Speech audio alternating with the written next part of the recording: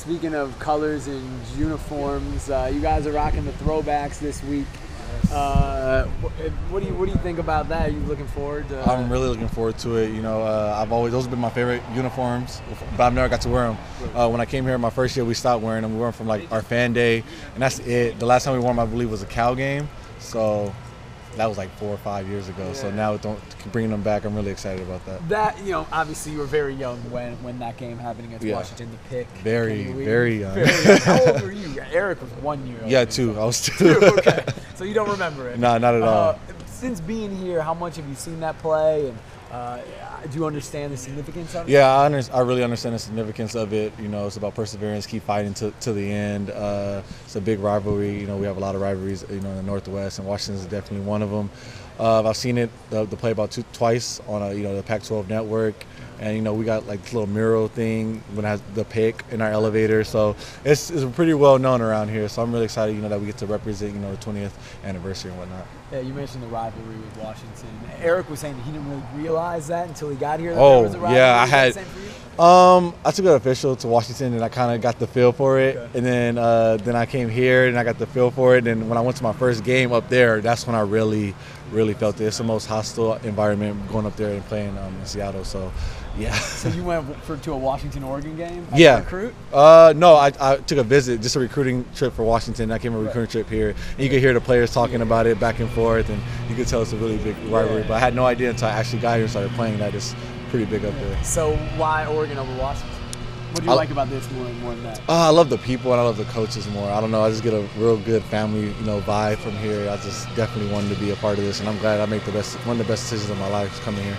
Their team this year, offensively especially, new quarterback, new coach.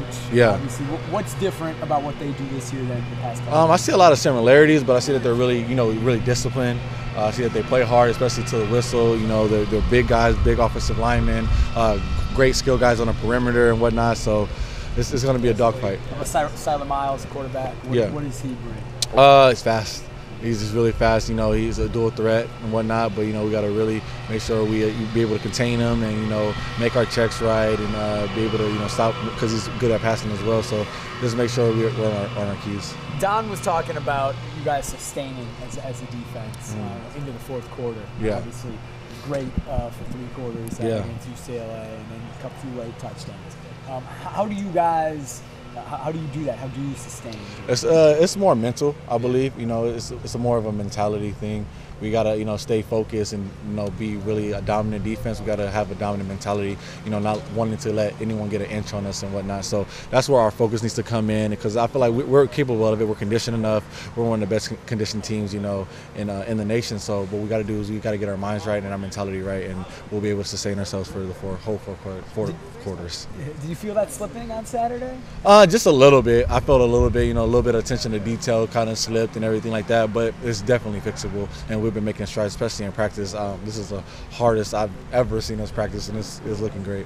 Fourth quarter aside, you guys before UCLA people have been doubting the defense. I think when you come out and go up 42-10 on a team that put up 60 on ASU a few weeks ago.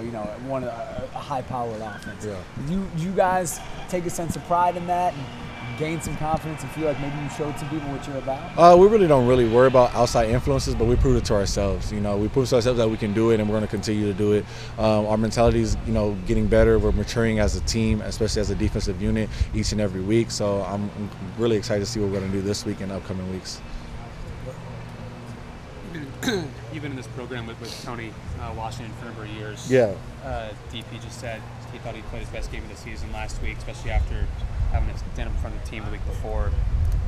Do you agree with that? I definitely agree with that. I told him that the other day. I'm like, you balled out. Like, you really had one of the best games of your career here.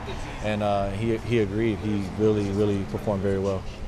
How important do you think that is, both for him and for the defense as a whole, to have him stand up like that and then go out and ball? It's good. He put it on his back. He felt that he lost us a game, which I don't think he did.